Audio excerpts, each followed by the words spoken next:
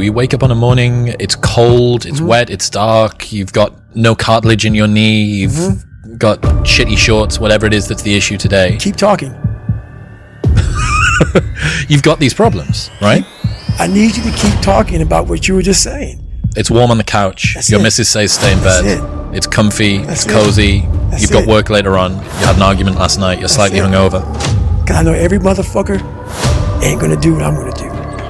So this is how you level up. That's how you level up. I know there's a whole bunch of people with that right there.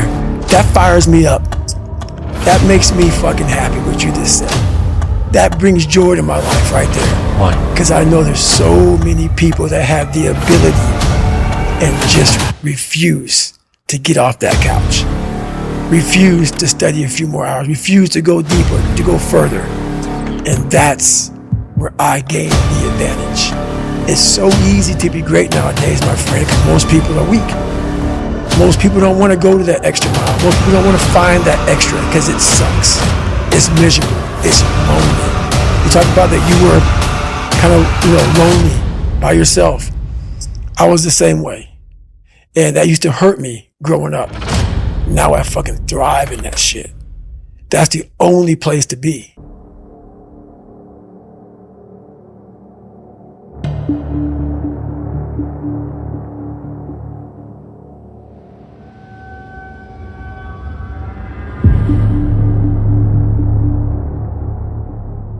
When Goggins lived with me, his rule was we had to do something every day that sucked. I remember one day I was sitting on the couch and in Connecticut where I was living at the time, and on the ticker on the TV, the emergency broadcast system came up. Stay inside. Freezing rain. Icy conditions. High winds. Stay inside. It was like beeping. Stay inside.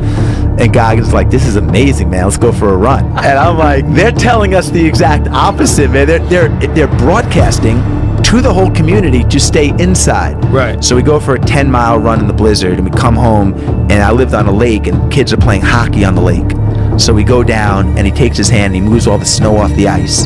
He gets a boulder, and he breaks the ice, a little hole in the ice with the boulder, and then he takes his hand, and he makes the hole a little bit bigger, and then he jumps in. And then he points at me, and he takes his finger, and he signals for me to jump in.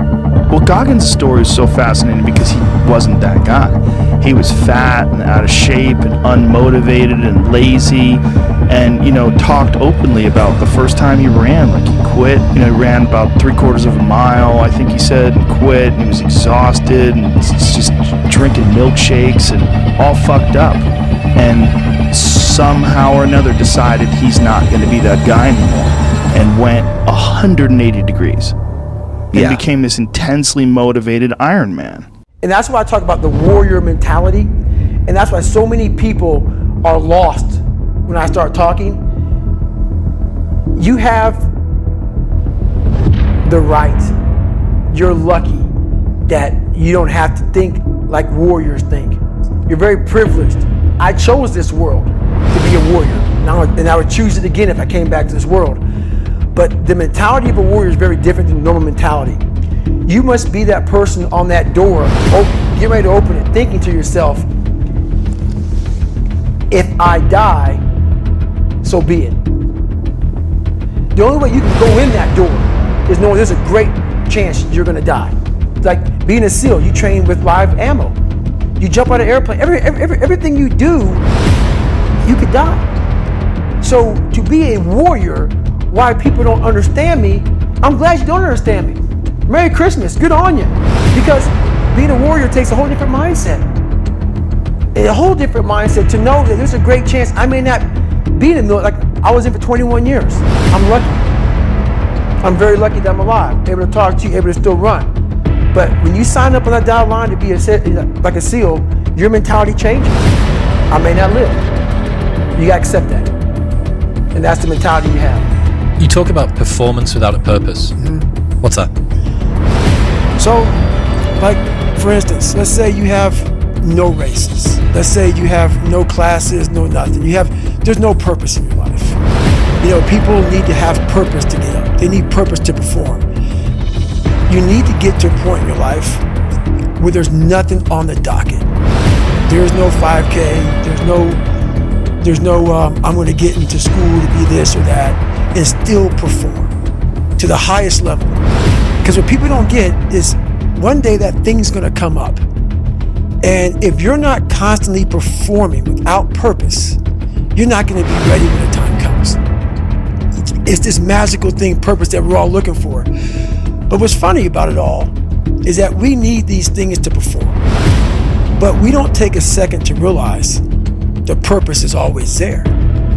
The purpose never leaves us, because the very purpose is you. You are always the purpose. There may be another purpose, like being a SEAL or going to college or whatever, but the main purpose in life is you. So if you wake up in the morning and you don't want to do something, you don't care enough about yourself. And that's what you need to really research is, man, why am I not doing this for myself?